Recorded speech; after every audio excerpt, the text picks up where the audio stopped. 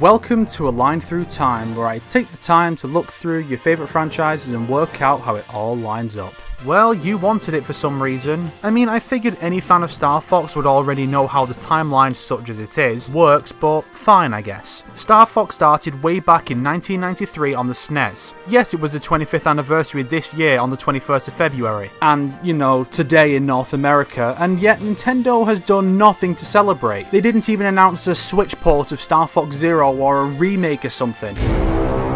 Star Fox was the Big N's first polygonal game and follows the exploits of Fox McCloud and the narcissistically named Star Fox team as they face off with the big giant head Andross and the rival Star Wolf team. A direct sequel, Star Fox 2, was completed and ready to release in '96, but Nintendo cancelled it because the N64 was coming out. I mean, given the time and money already invested in it, you may as well release it, especially when Star Fox 64 wouldn't release for another year. And on top of that, Star Fox 2 at least had a new story. 64 was a remake of the original, which, as we all know, because you did watch the episode on game remakes, I know this for a fact, Star Fox 64 replaces the original in the timeline. And that's just sad, right, when a remake gets released but the sequel doesn't? 64 did at least flesh out some of the backstory, such as how Fox's ace pilot father, James McCloud, went missing years ago, because Fox is one spaceship crash away from becoming the Green Lantern apparently. The next game was developed by Rare, who had revitalized the Donkey Kong franchise with the Country series, and started life as a Zelda clone for the N64 named Dinosaur Planet. However, fate would intervene as explained in this classic JonTron clip. You see, it all started out when Sugar was walking around the England one day looking for trouble when he happened to stop by Rare Studios. Upon taking one look at Dinosaur Planet, he was all, "Hey, guy, let's see what's going on here.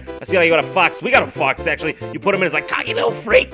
It's perfect. That is 100% accurate, my uncle who works at Nintendo told me so. Star Fox Adventures released on the GameCube in 2002, largely unchanged, even keeping the script nearly untouched. Fox goes to a planet of dinosaurs, helps save the furry goddess Crystal, and note that's Crystal, the goddess of the furries, not the crystal belonging to the goddess of the fairies. I know it's hard to tell from my accent, but there's an important distinction to make. And then he defeats Andross for the second time. Crystal then joins the team so she can continue to inspire furry fetishism until the end of time. There was also a manga released alongside Adventures called Star Fox Farewell Beloved Falco, taking place between 64 and Adventures. As you can tell from the title, it details Falco's reason for leaving the team between the games before his Han Solo-esque return in Adventures climax. Since Rare was then bought by Microsoft, Namco developed the next title, 2005 Star Fox Assault, which was more of a return to form after the mixed reception of Adventures. The game returns to vehicle-based gameplay with some on-foot blaster action, making this more like Star Wars Rebel Strike. Sometime after Adventures, the team is defending the Lilac system from the infestation of the Aperoids. And if you can't tell that these things are bug aliens from the name alone, then God help you, because I certainly can't. Fox and crew enact a genocide against the creatures and return home as true heroes of the Federation. Q Games and Nintendo EAD developed 2006's Star Fox Command on the DS. This game adds some strategy elements to the series and lets you play as damn near every character, including Slippy's fiancé, because that's an image we all needed in our heads, isn't it? The game features branching story paths as the cast go up against a new threat and the ghost of Andross because Nintendo can't stop sucking the original game's dick apparently. But I'm just being hyperbolic here, you know, just trying to rustle some jimmies. Obviously Nintendo isn't really stuck on the original game or the N64 one. I mean, it's not like Q Games and Nintendo EAD would make Star Fox 64 3D a 3DS remake of the N64 game for release in 2011, thereby replacing the original in the canon for the second time, because that'd just be silly. To further drive home the point, Nintendo then turned to Platinum Games, who were having a bit of a rough patch after that not so great 3-game deal with Activision, so they worked together to produce a really good Star Fox game for the Wii U in 2014, Bayonetta 2.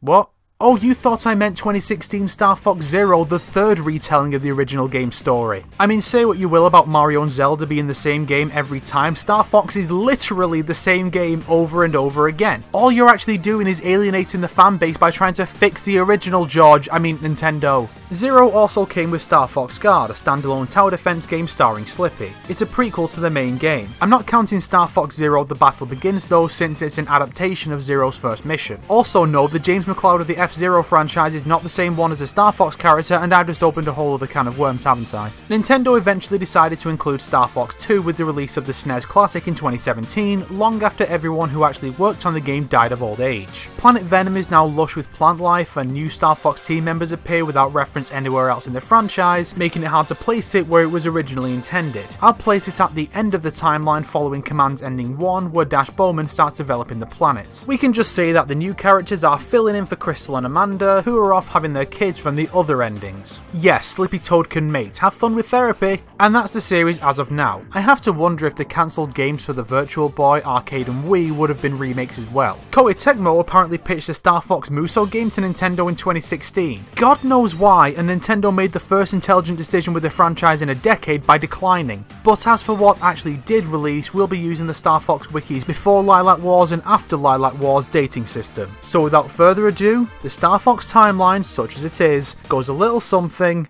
like this.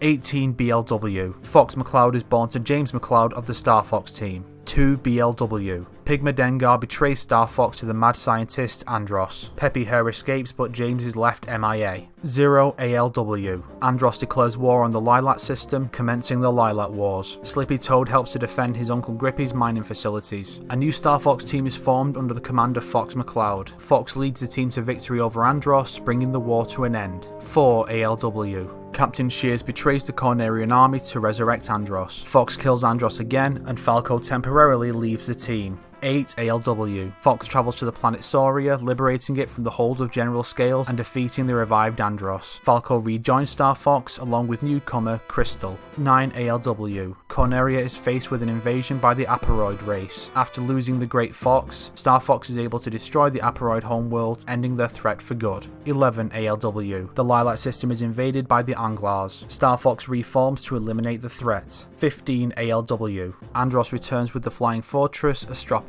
Star Fox defeats Andros once again, finally restoring peace to the Lilac system. Then Slippy reproduces and everyone quits. I have a strange feeling that someone's going to say, bro, Star Fox Zero isn't canon, it's alternate continuity and Star Fox 64 is still the canon version of that story. But really, does it matter if it's the second, third or fourth version of that story that's canon, when they're all just going to be replaced by the next game, which will undoubtedly be yet another retelling? Imagine if other franchises did that. Imagine if, like, Star Wars just retold the original, you get the joke.